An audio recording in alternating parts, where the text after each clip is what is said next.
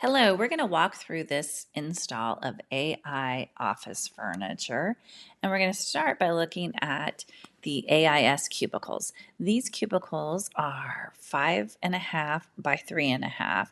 You can see that they've got a shelf for storage. They also have a mobile bed down there, and the work surface or the desktop is height adjustable. So it goes up or down. They have fabric panels in the back, which we call the spine, and then the sides are gallery. And so it's like a laminate with a wood grain laminate, is what this client chose. And let's look at the private offices. So here's what they went with the private offices. They have a couple of these, and each office has an L shaped desk. You also have a box file pedestal for storage, and then you have two side chairs, and then an ergonomic mesh back chair. And these are height adjustable as well.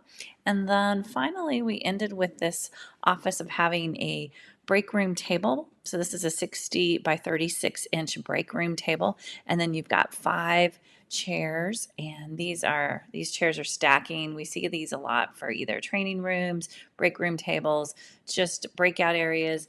And they're nice, they're easy to clean and comfortable to boot. So if you're interested in something like this for your office, please reach out to us.